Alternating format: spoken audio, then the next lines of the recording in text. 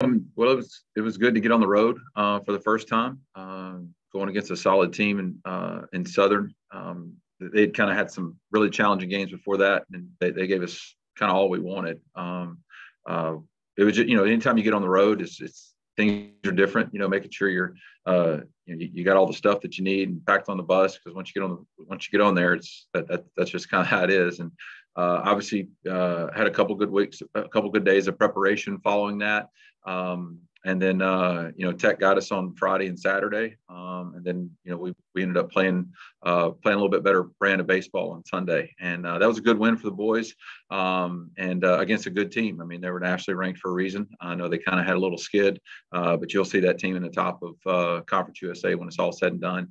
So it kind of what happened didn't really surprise either one way or the other, but it was really. I was really proud of the boys and how they came back after a couple of tough losses. We talked about it here and there up to this point. It seems like those greedy wins are more the ones that favor your team. Is that kind of the way?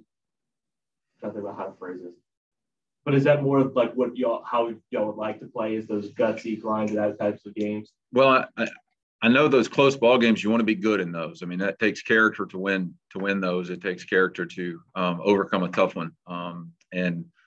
So I think one of the things that I've tried to do is not give the guys a rallying cry or say, hey, this is what our identity is going to be, because if I'm sitting there dictating what type of identity that our team's going to have, that may not fit them. It's a different group, from personalities to skill sets to all those things, and the schedule treats them a little bit differently. This year's team has the midweek games, whereas last year's team didn't have the midweek games. They had I think we end up with 11 or 12 doubleheaders at some point in time, and I don't ever want to go back to that.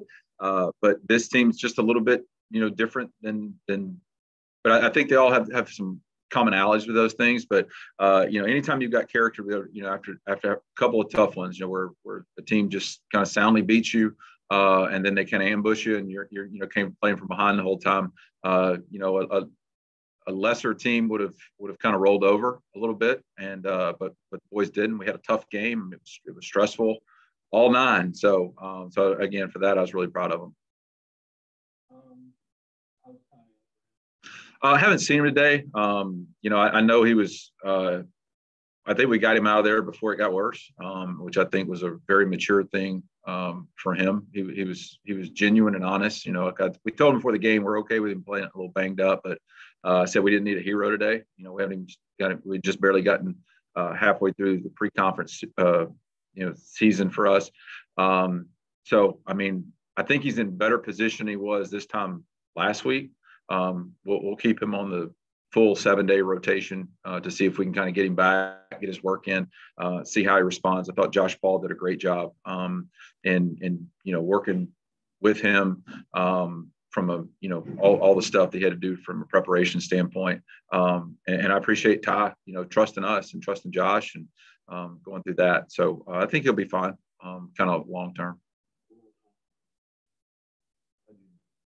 Hudgens was diagnosed with a torn UCL, so that's the Tommy John. That'll be. I think he's going to be.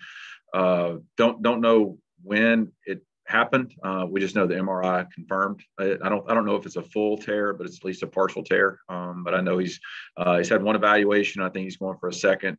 I think that's just how the process works. But fully expect him to probably have surgery this week and begin the rehab process. And that's one of those deals you hate it for him because he had after opening weekend last year, he had the knee and he worked his tail off to get back. And then, that's probably the hard part of the job sometimes. What does that do to yourself? Yeah, I mean, I think we were still trying to fill out some things. Again, a healthy Bryson, was he better off starting? Was he better off coming out of the pen? Same thing. We're looking for, where does Chance Stone kind of fit in? I think he's actually given us a couple of good starts. The last couple of times he kind of got a little fatigued this past week. And that really wasn't something he did. He was before Ty got hurt, had the setback. Ty was originally scheduled to go out on Friday, and then we were pushing Chance to Sunday to kind of give him a little extra rest. Well, by the time we figured out that Ty couldn't go on Friday, Chance had already basically missed a day of prep from throwing his bullpen, so he had to throw his bullpen on Wednesday, which is a day closer to Friday than you want to. And so I thought he gave us a great start, considering all the things that he's had, especially coming back from the UCL surgery. He's still not even quite at 12 months. So he gave us a great start. So I think the plan will be to stay the same rotation this coming weekend. We have guys that can start. Burrell Jones has shown he could start for us. Christian Vega started for us last year when we had the 4-game series. So, I mean, I think we've got some options, but I mean, if we can, from a 3-game series standpoint, I'd see what we've got right now, kind of holding true right now.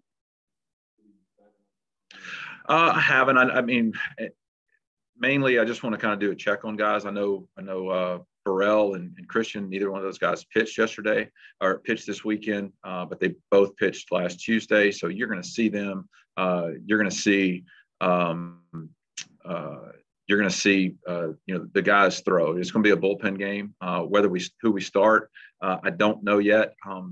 We got a lot of guys that haven't played there. We got a lot of guys who have, and I think it's going to be important for us to get out to a good start. And that's as formidable of a lineup that you're going to face. And I think it's important you're going to face their best guys right out the gate. So whatever it is for us to kind of get through that first inning and try for things to settle down. And then just go play baseball after that. Justin, I mean, that's my alma mater. Now I didn't play there. I played at the place that's a nutrition center now. I mean, it's always cool to see that because you see people that work games when you played and coached there, and Miss V, and who's still the administrative assistant there. I think she still is. I know you never know what she's going to do, and just different things. That's always good. But once you throw that first pitch, man, it's business. I know you kind of developed a relationship with all the years playing that back and forth. You had any conversation with the new guy? Yeah. So we played. My first interaction with Coach Johnson was when he was at Arizona. So in 2017, our team went up there and they handed us 4 losses, and they were really good. They were coming off a national championship appearance, and that ended up being a springboard for that team because we actually started off really well and kind of almost were intimidated a little bit, and kind of spurred on our team. But obviously well coached, talented team, and he showed what he did. And so I had his number still, and so when he got the job, obviously as it being my alma mater, congratulations, man. With those kind of things, because that's a heavy crown to wear at that place. And just saying anything we could do for you, but wished him all the luck, all except for when we play him. So, but he's obviously got his hands full right now with what he's doing, and I think he'll probably do a great job there. Going back to yesterday, I remember I think it was the bases loaded for Ty when y'all had bowled it. Mm-hmm. And what did you tell Brian going into that situation with no outs, bases loaded? Yeah, I mean, it was just making sure he knew what the situation was. That was kind of the main thing, because a lot of times you come in, you're warming up, you don't necessarily see what happened. Just remind him, hey, we got nobody out, we got bases loaded, and just let him, hey, there's a 1-2 count, so it's not like we're gonna just throw a fastball, down the middle to kind of get started. Just to kind of just remind him what the situation was. Let him know he had as many pitches as he needed to warm up. Communication stuff, which he was obviously receptive to that. Not everybody can hear you kind of in the heat of the moment, but his eyes were clear in what was going on. And then the message was just keep it small. It's great to get out of there with 0, but just the ability to keep it small in that situation. If we were to give up a sac fly or something like that, or a ground ball, weren't able to turn 2, only give up 1, that would have been big. So keeping it small was the message, and coming out there with 0 is just kind of lagniappe. Oh, no, I didn't even think about that. So, yeah, but that's a good one, though. I do remember that when you say that.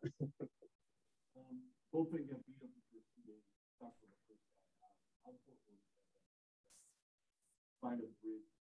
Yeah, I mean that's a long bridge. Usually it's not 3 innings. Usually I have a couple of guys in there, but it was big. I mean, I mean, and both those guys that came out on Friday, Saturday. Hey, if you've earned that opportunity, man, sometimes you get beat up, but we're going to run them right back out just because they've earned that. Just because you fail once doesn't mean we don't believe you anymore. I mean, you're out there enough, you're going to get beat up.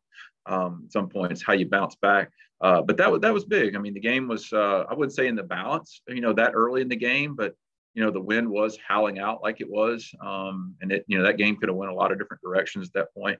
And that was probably one of the reference to one of the information to Brian was just keep it small. It wasn't really try to get out here with 0. We don't want to make a big mess. But yeah, it was big. I mean, again, that's going to happen sometimes when you because the other team practices too, so they work at it and they try to those bases loaded situations are high percentage for the offense to score, and and when the pitcher changes, that's kind of a critical moment in the game, because like I said, I thought Chance was doing really, really well. It was just time to get him out of there, and we just didn't really it just didn't work out the way we wanted it to, obviously, first 2 days.